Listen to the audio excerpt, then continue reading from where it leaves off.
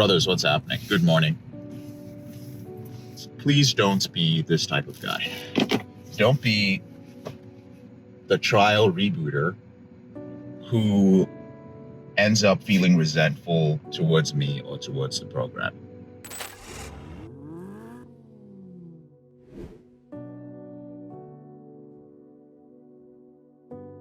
And I'll be real with you guys. There are probably a few men like this who are out there.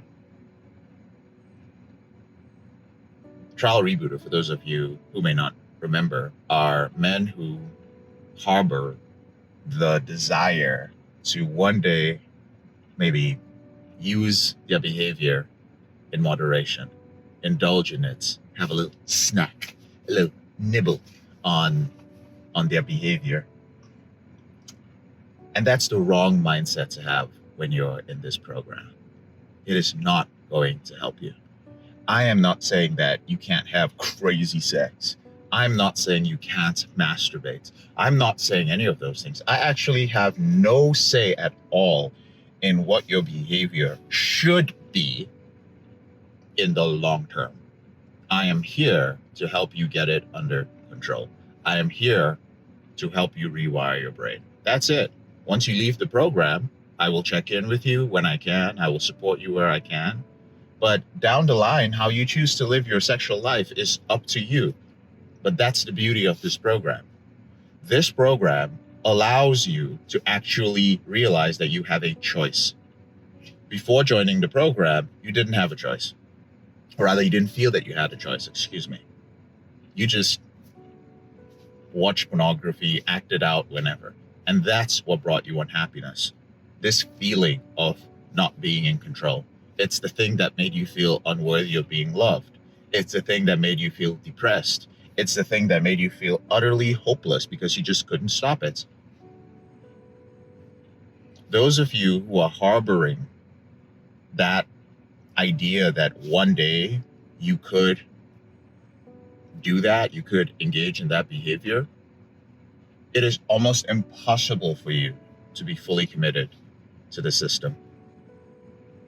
Fully commit to the system as if you would never engage in this behavior in the future and only view the data. Fully commit. And when I say as if you will never use the behavior in the future, I mean that literally. I didn't say as if you would never slip in the present moment, because statistically, you probably will. But you're going to keep working towards it. It's like going to college. You don't go to college assuming that one day you're not going to use any of those skills. You don't go to college going like, well, this degree, like, what am I doing with a medical degree? What am I doing with an engineering degree? You don't do that. You commit to it because the end goal is to get that degree. You don't go to work assuming that you're not going that, oh, I'm working towards, I'm in a tough financial place. I don't have money, right? And I have a bad habit of being in a place where I don't have much money. So now I've got a good job. You know what? I'm going to hope that one day I'll make enough money to still engage in those bad habits that lost me money. And a lot of people do that. And that's why you'll see a lot of people make a lot of money and go broke again, right? Because they're really hoping that when they make a lot of money, they can continue to make frivolous decisions. It's not the things that you are buying. It is the frivolous decision that you're making. But a lot of people work hard and they're like, man, I'm going to make a lot of money so that I can do those things that I really wanted to do when I was broke. That's what money is about. They never get there. You'll see people making a lot of, how can you make 250 grand and you still have nothing at the end of the year? Because they're a trial version of whatever that is. So if you don't want to be the type of man who leaves this program and then slips, and that's the thing you may not see right now. When you hope that later on you can engage in this behavior, and when you leave the program, you engage in that behavior, what you don't remember is the emotions that are going to come up. And you're going to view this program in a totally different light. Because instead of viewing it as a place that you came to commit to controlling your behavior, You saw it as a place where you would control your behavior for a short term so that you could engage in your behavior in the long term. And so you feel that the program didn't deliver what it was supposed to. Oh, well, JK said that I would end my behavior permanently. He said that so many times, and I haven't ended my behavior permanently. Well, did you come in as a trial rebooter, or did you come in as a true rebooter? Did you fully accept the role that pornography had played in your life? Did you realize that pornography itself is not the enemy? Did you realize that that part of you that was using pornography to medicate something or make you feel better about something was not your enemy, that it wasn't a battle, that it was something that was protecting you? Did you develop compassion towards yourself when you slipped, or did you keep beating yourself up? Did you take the data to break the data down and understand why you were slipping and what your triggers were? Did you do that? Or instead, did you just use the tools arbitrarily? Did you just use them when you felt like them? Did you give in to the resistance to your morning routine all the time? Did you constantly lose motivation, which is normal, but never try to regain it?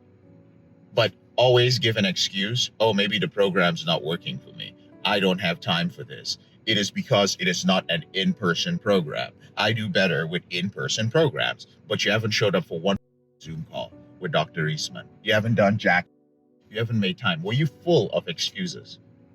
Did you keep isolating and running away for weeks and weeks, even while making a monthly investment in this program?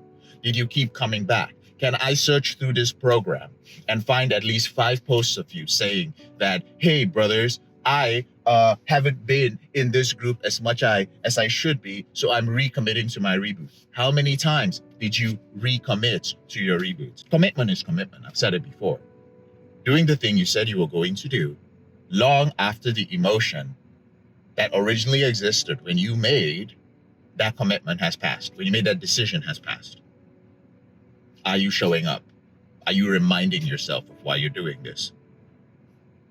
Because if you don't do that, if you leave the program, even if you're in the middle stage or the late stage, and for one of the reasons in the infographic where I talk about it, where I've talked about, and the modules where I've talked about the stages, one of the things that's going to happen to you when you slip is that you're going to go back to your behavior. Because when you leave the group, regardless of the stage of your reboot that you find yourself, when you slip, you're not going to implement the system in your life. You're not going to, because you don't have that support anymore. You will go right back to that behavior that you kept exhibiting, that thought that you kept fighting while you were in the program. Well, whatever. Let's just try and see what would happen. It's not a big deal. You can do it. You did it while you were in the program, right? So it's okay to relapse.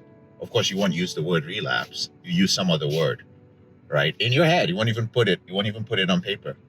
So it's okay to engage in this. You can get it under control. That's not what's going to happen. You're going to relapse, and your ego is going to get in the way, because your ego is going to protect you from shame. And then you're going to get angry. You're actually angry at yourself for the money you spent and for the time you wasted. But it's very easy to project it on someone else. It's very easy to project it on the program, on me, on everybody that helps people end their behavior, on your therapist. It's you. Why is it you? It's you because there are plenty of people who come through this program and end their behavior. There are many of them. Be one of them.